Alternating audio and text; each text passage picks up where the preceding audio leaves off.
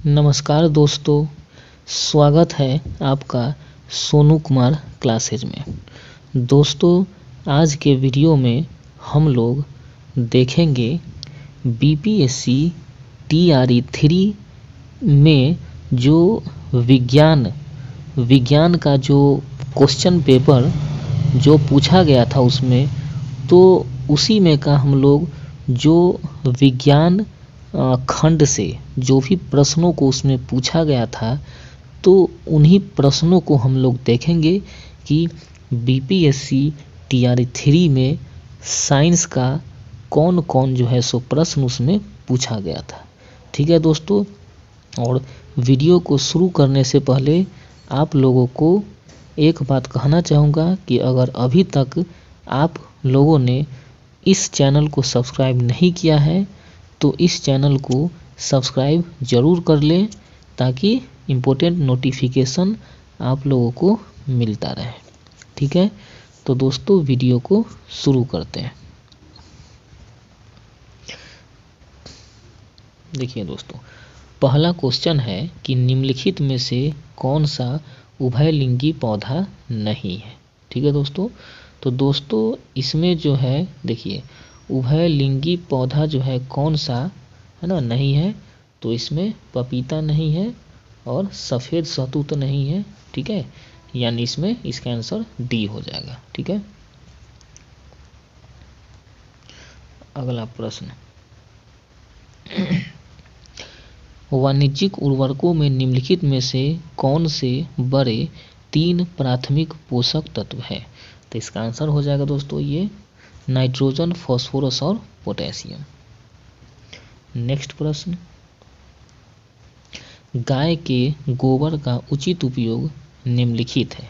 तो इसमें हो जाएगा खाद दोस्तों। ठीक है, ईंधन नहीं होगा क्योंकि ईंधन से प्रदूषण फैलेगा।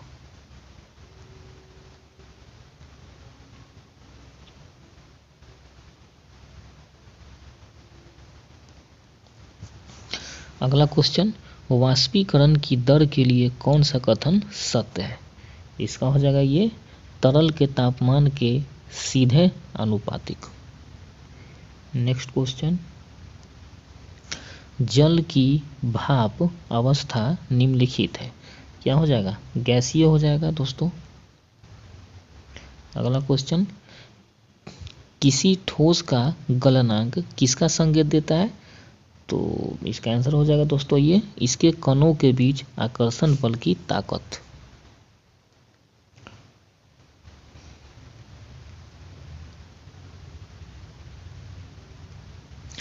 नेक्स्ट, बर्फ का गलनांक कितना होता है दोस्तों। तो डिग्री सेल्सियस में दोस्तों ये हो जाएगा और केल्विन में दोस्तों इसका ये हो जाएगा, यानी इसका आंसर डी नंबर हो जाएगा, 1 से ज़्यादा।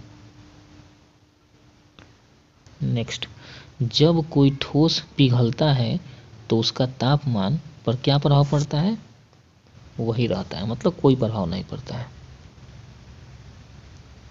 अगला प्रश्न, प्रकाश की किरण का प्रकीर्णन क्या कहलाता है। टिंडल प्रभाव। नेक्स्ट प्रश्न, मोमबत्ती जलाने के दौरान निम्नलिखित गतिविधि होती है। कौन कौन, भौतिक भी होता है, रसायन भी होता है, ठीक है, जलता भी है, यानी इसका हो जाएगा डी आंसर, 1 से ज़्यादा।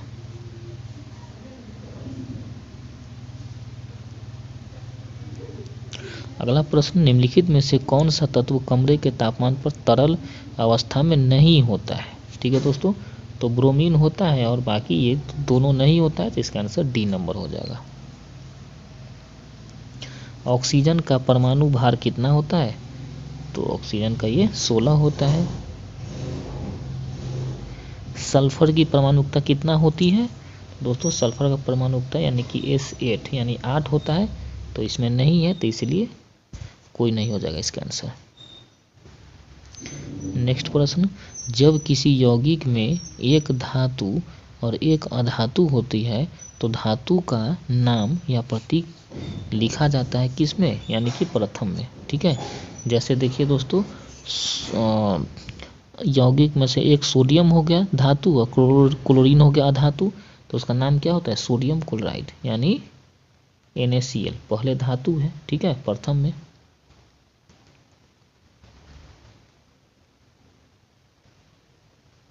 नेक्स्ट प्रश्न, न्यूट्रॉन का द्रव्यमान क्या होता है?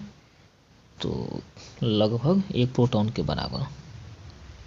नेक्स्ट प्रश्न, 80 ग्राम हीलियम में शामिल है, क्या हो जाएगा ये 20 मोल्स, क्योंकि हीलियम का जो परमाणु भार होता है दोस्तों कितना होता है 4 होता है। ठीक है, अब ये 80 में 4 से भाग कर दीजिए 20 आ जाएगा। नेक्स्ट प्रश्न, निम्नलिखित में से कौन स्थिर अनुपात के नियम का अपवाद है? दोस्तों ये हो जाएगा, क्योंकि ये जो है ना FeO, तो इसमें ये Fe का जो अनुपात है ना वो बदलते रहता है दोस्तों। ठीक है, इसीलिए इसका आंसर ये स्थिर अनुपात का नियम का पालन नहीं करता है।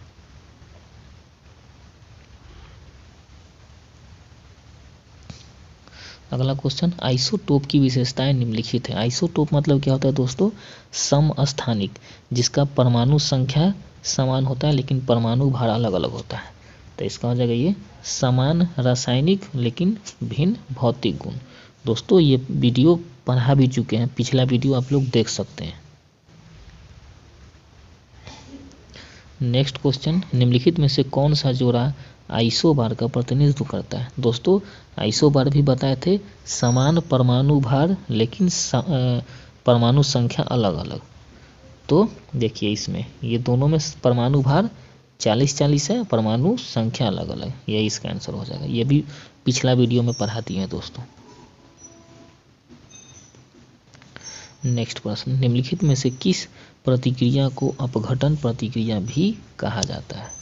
आंसर हो जाएगा ये थर्मल अपघटन प्रतिक्रिया। नेक्स्ट प्रश्न दोस्तों, प्रतिक्रिया 2Mg2 प्लस MnSO3 होल 2 और ये मिलकर बनाया ये MgSO3 प्लस MnI4, ये क्या है दोस्तों? दोस्तों ये दोहरा विस्थापन है, इसलिए क्योंकि देखिए यहाँ पर जो है ये मैग्नीशियम जो है किसके साथ जुट गया, देखिए 1 मिनट, देखिए यहाँ पर ये मैग्नीशियम जो है जुट गया SO4 के साथ, उसको तोड़ करके आयोडीन जुट गया ये मैग्नीज के साथ ही जुट गया। ठीक है, इसीलिए ये दोहरा विस्थापन, यानी कि दोनों यौगिक का अलग अलग परमाणु अलग अलग 2 नया यौगिक बना दिया मिलकर।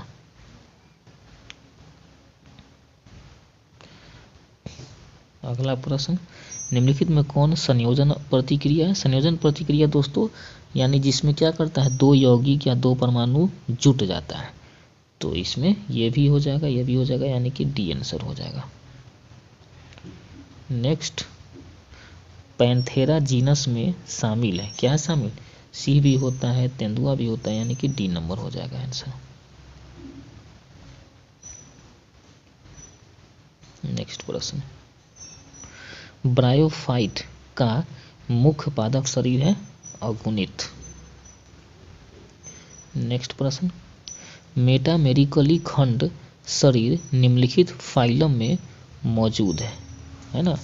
इसमें कह रहा है दोस्तों कि मेटामेरिकली खंड शरीर निम्नलिखित फाइलम में मौजूद है। ठीक है दोस्तों, तो यानी इसमें किसमें इसका आंसर हो जाएगा आपका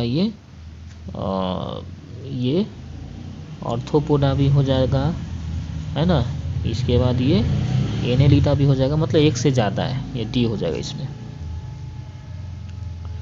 अगला प्रश्न, निम्नलिखित को छोड़कर सभी प्रोकैरियोट्स में कोशिका झिल्ली के चारों ओर एक कोशिका भित्ति होती है।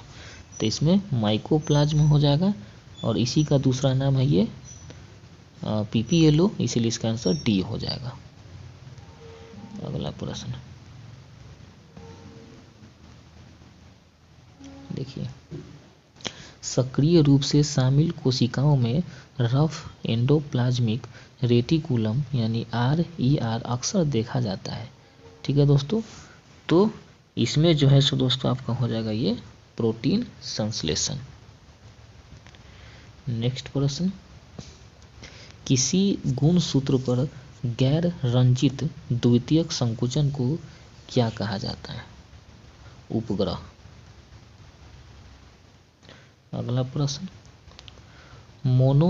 कोटाइलडॉन में संवहनी बंडलों में नहीं होता है। ठीक है, यानी इसमें जो है सो क्या नहीं होता है, तो कैम्बियम नहीं होता है दोस्तों। ठीक है,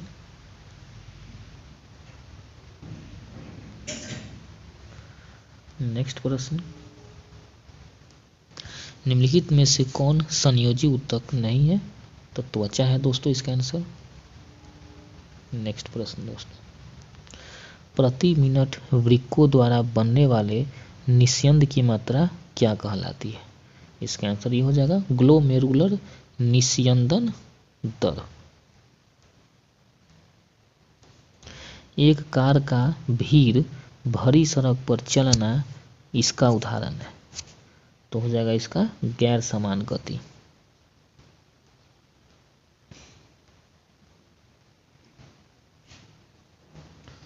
नेक्स्ट प्रश्न, दूरी समय ग्राफ में कौन सा चर y अक्ष पर आलेखित किया जाता है। ठीक है दोस्तों, यानी इसका आंसर हो जाएगा दूरी। यानी कहने का मतलब है कि अगर मान के चलिए दूरी और समय, ठीक है, दूरी समय, तो दूरी समय जो है, जैसे मान के चलिए कि जैसे अगर ये हो गया दूरी, ठीक है, और ये हो गया समय। ठीक है, दूरी समय, तो यहाँ पर जो है अगर ये x हो गया तो ये y हो जाएगा। ठीक है, इस तरह से। नेक्स्ट प्रश्न, निम्नलिखित में से कौन सा समीकरण स्थिति संबंध समय संबंध को दर्शाता है, इसका आंसर ये हो जाएगा s बराबर ut प्लस हाफ at²। अगला प्रश्न, जब कोई पिंड एक वृत्त के अनुदिश स्थिर गति से गति करता है तो कौन सा कथन सत्य है, इसका आंसर हो जाएगा ये, इस पर कोई काम नहीं किया गया। ठीक है, जैसे कोई वृत्त है, इस पर चारों बगल अगर सिर्फ अगर चक्कर लगेगा तो कोई भी काम नहीं हुआ, काम का मान 0 होता है।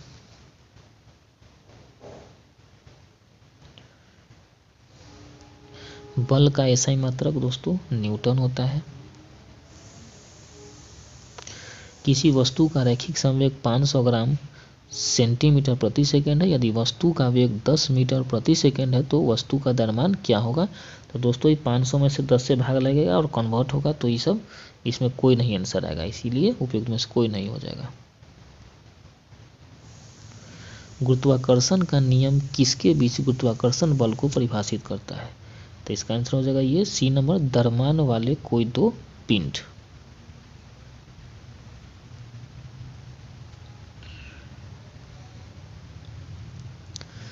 अगला प्रश्न, कार्य करने की क्षमता कहलाती है क्या, तो ऊर्जा कहलाती है। निम्नलिखित में से कौन सा कथन गतिज ऊर्जा का उदाहरण है, फुटबॉल गिर रहा है, यही हो जाएगा दोस्तों। नेक्स्ट प्रश्न, यदि रैखिक संवेग 50% बढ़ा दिया जाए तो गतिज ऊर्जा कितना बढ़ जाता है दोस्तों, तो 125% बढ़ जाता है।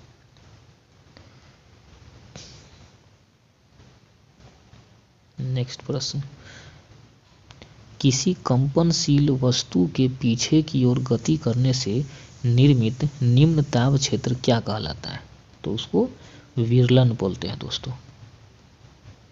अगला प्रश्न, 5 वर्ष से कम उम्र के बच्चे सुन सकते हैं कितना, 25 किलो हर्ट्ज तक सुन सकता है।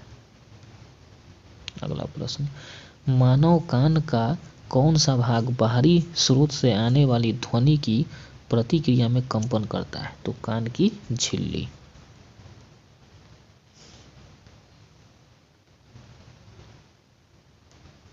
उत्प्लावन बल को इस नाम से भी जाना जाता है, इसमें कोई नहीं होगा दोस्तों। ठीक है,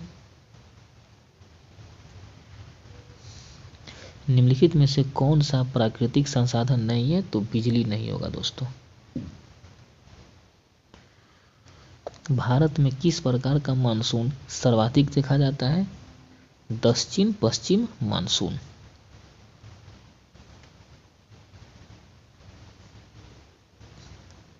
ओजोन परत की यह कमी किसके उपयोग से जुड़ी है, तो क्लोरोफ्लोरोकार्बन हो जाएगा, हाइड्रोफ्लोरोकार्बन हो जाएगा, यानी कि डी नंबर आंसर हो जाएगा इसका, डी ऑप्शन।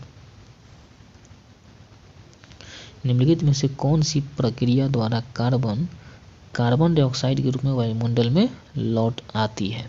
तो श्वसन के द्वारा। निम्नलिखित में से कौन सा एक प्रबल अम्ल है? तो इसमें दोस्तों हो जाएगा ये एक HCl है और एक H2SO4 है। प्रबल अम्ल दोस्तों किसको बोलते हैं? जो जल में जो है क्या करता है, आसानी से जो है H+ आयन दे देता है, उसको हम प्रबल अम्ल बोलते हैं दोस्तों।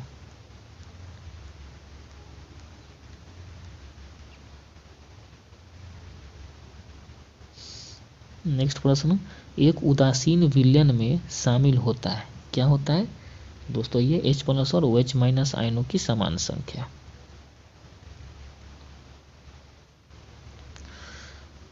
ऑक्सीजन की प्राप्ति को क्या कहा जाता है दोस्तों? ऑक्सीकरण। घंटियां बनाने के लिए धातुओं के निम्नलिखित में से किस गुण का उपयोग किया जाता है? तो मधुरता का। नेक्स्ट प्रश्न, निम्नलिखित में से किस कार्बन यौगिक में कार्बन के 2 परमाणु होते हैं? तो इथेन में होते हैं दोस्तों। संतृप्त हाइड्रोकार्बन का उदाहरण क्या होता है? तो C2H6। दोस्तों संतृप्त हाइड्रोकार्बन में क्या होता है? सिंगल बॉन्ड होता है, ठीक है। और संतृप्त में क्या होता है? तो 2 या 2 से अधिक बॉन्ड होता है, ठीक है दोस्तों। चलिए नेक्स्ट प्रश्न पर हम लोग देखते हैं। मधुमक्खी के डंक में कौन सा कार्बोक्सिलिक अम्ल होता है? तो इसका हो जाएगा मेथेनोइक एसिड।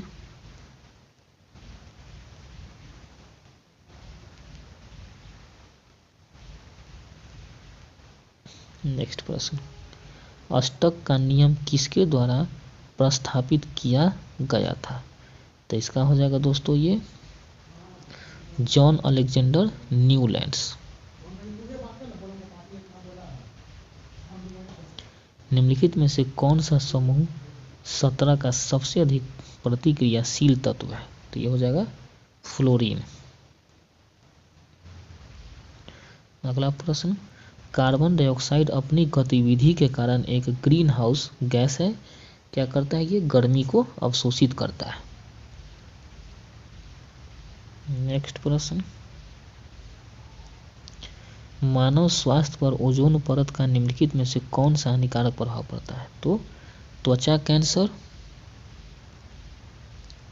प्रदूषकों को कम करने के लिए पौधों के उपयोग से जुड़ी बायो रेमेडिएशन प्रक्रिया है फाइटो रेमेडिएशन। निम्नलिखित में से कौन सा खनिज ऊर्जा भंडारण और ADP को ATP अणुओं में स्थानांतरित करने में प्रमुख भूमिका निभाता है? इसका हो जाएगा ये फास्फोरस।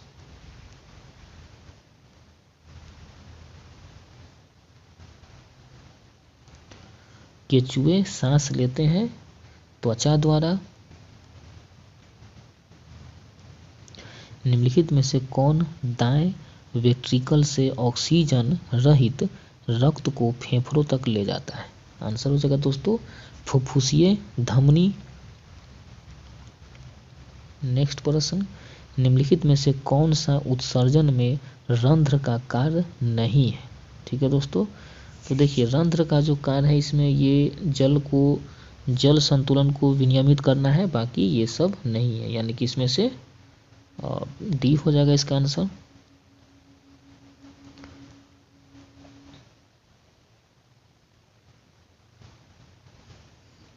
नेक्स्ट प्रश्न, निम्नलिखित में से कौन सा एक स्वैच्छिक कार्य है? तो इसमें से कोई भी स्वैच्छिक कार्य नहीं है, ठीक है, यानी इसका आंसर ई हो जाएगा। वनस्पतिक प्रसार पाया गया है, किसमें पाया गया है दोस्तों? तो एक स्पाइरोकाइरा में और एक राइजोपस में, इसमें नहीं पाया गया, इसका डी हो जाएगा आंसर इसीलिए। नेक्स्ट प्रश्न, पुस्तक on the origin of species किसके द्वारा लिखी गई है? तो चार्ल्स डार्विन के द्वारा दोस्तों।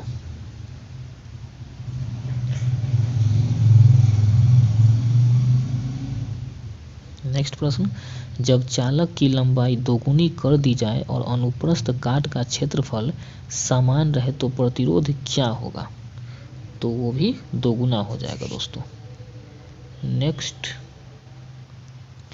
400 वाट 220 वोल्ट और 60 वाट 220 वोल्ट रेटेड दो बल्बों के प्रतिरोध का अनुपात क्या होगा?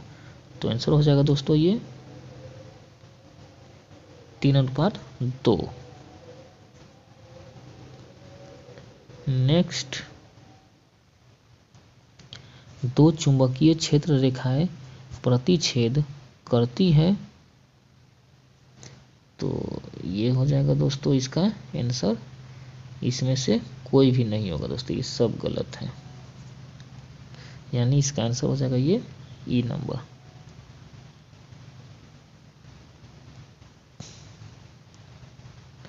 चुंबकीय क्षेत्र में घूम रहे तार में प्रेरित धारा की दिशा पहचानने के लिए निम्नलिखित में से किस नियम का उपयोग किया जाता है? तो इसका हो जाएगा फ्लेमिंग का बाएं हाथ का नियम। अगला प्रश्न, मेटल डिटेक्टर निम्नलिखित में से किस सिद्धांत पर आधारित है? तो विद्युत चुंबकीय प्रेरण पर। किस प्रकार के दर्पणों पर परावर्तन के नियम मान्य होते हैं? तो सब पर होता है दोस्तों, इसलिए इसका आंसर डी हो जाएगा।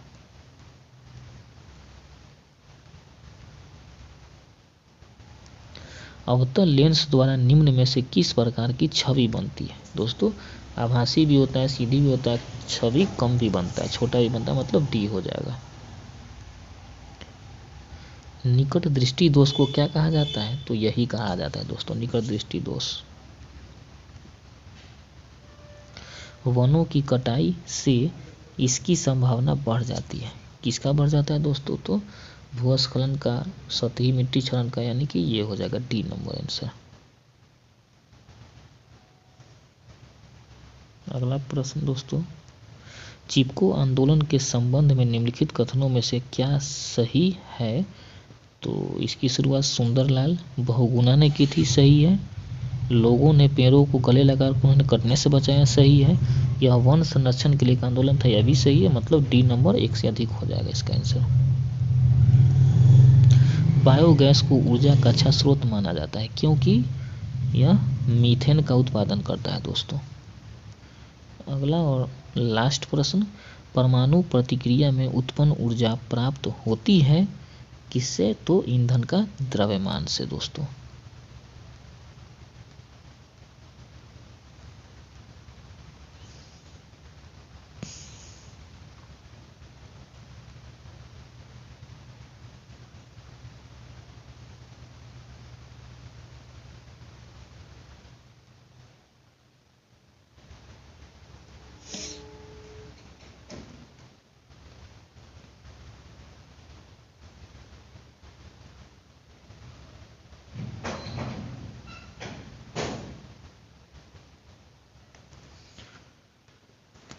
तो दोस्तों इस तरह से हम लोगों ने इस वीडियो में देखा बीपीएससी टीआरई 3 में जो साइंस का क्वेश्चन पेपर था, तो उसको हम लोगों ने देखा है। तो दोस्तों यह वीडियो आप लोगों को टीआरई 4 की तैयारी के लिए बहुत ही इम्पोर्टेंट यानी कि लाभदायक होगा। तो दोस्तों इस वीडियो को आप बार बार देखें, आपके लिए ये बहुत ही बेनिफिट है। तो दोस्तों अब मिलते हैं फिर अगले वीडियो में। धन्यवाद।